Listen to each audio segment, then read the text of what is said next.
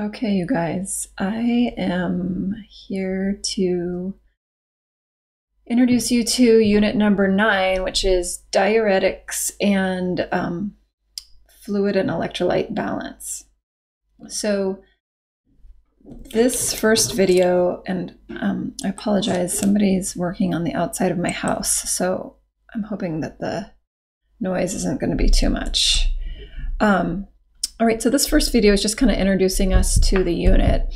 And again, the topics are diuretics and fluid and electrolyte balance. So we're just going to kind of do a little bit of an overview first, and then we'll talk about the drugs and the electrolytes in the next video. So we're going to look at some kind of review kidney function, especially the primary physiologic processes that happen in the kidney, which is filtration, reabsorption, and secretion. You really want to make sure you know what each of those words mean and what's moving where and all that during the process. And then we're going to kind of review a little bit about the major portions of the nephron and what gets exchanged at each location. So when we think about the renal system or the urinary system, we're thinking about the kidneys. Of course, you can see the kidneys there, one on each side, ideally, although there's a lot of anatomical differences from person to person in terms of the kidney location and shape. Sometimes they're both on the left side, sometimes they're both on the right side, sometimes they're connected, kind of like a horseshoe. But, you know, in the books, this is how we do it. Kind of like mid-lumbar region of the spine. On top of the kidneys are the adrenal glands, which are not part of the urinary system, but they do play a role when we think about what's going on in relationship to water balance. The adrenals play a role in that as well, so we'll get to that in a little bit. And then you have the ureters exiting the kidneys, and you have the urinary bladder down there. So that's what we think about when we think about the urinary system. So as you remember, I'm sure from physiology, the functional unit of the kidney is the nephron. And the nephron consists of different parts of the tube. So sometimes the term nephron and renal tubule are used interchangeably. So the components of the nephron or the components of the renal tubule are, so the nephron on this picture is everything that's yellow.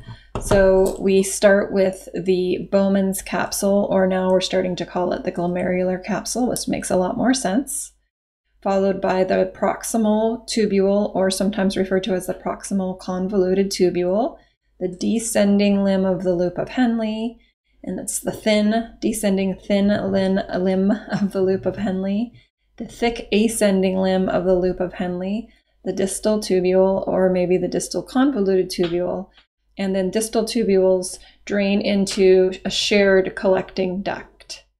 And then at the end of the collecting duct, the fluid that's still in there, when it's in the fluids in the renal tubules or in the nephron, we refer to it as the filtrate.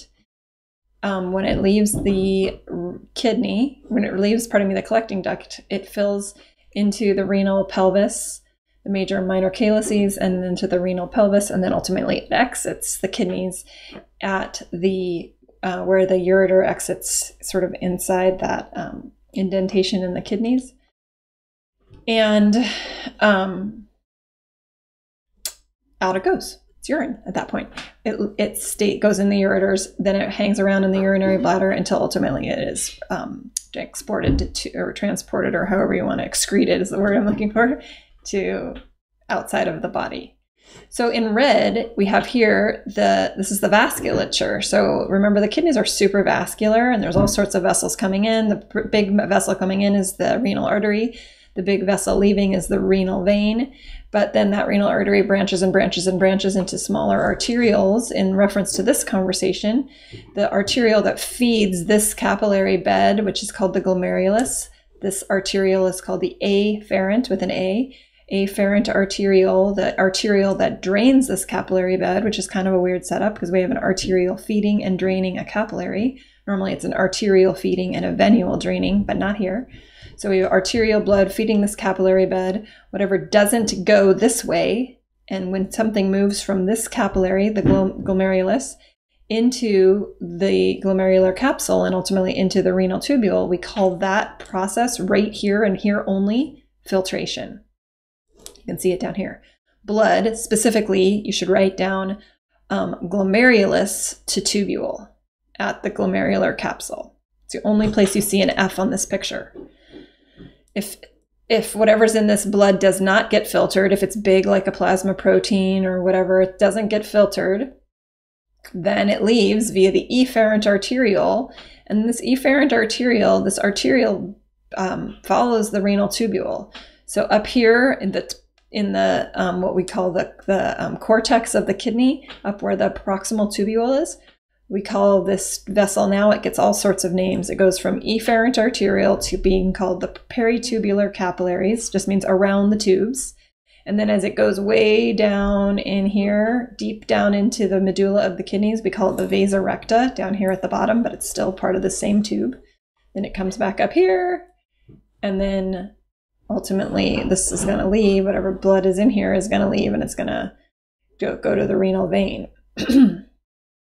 So, filtration only occurs in one location, and it's glomerulus to glomerular capsule, one spot. And things that filter are things that are small: water, glucose, water-soluble stuff, tiny little things. Big things like proteins, red blood cells, white blood cells should not filter. They're too big.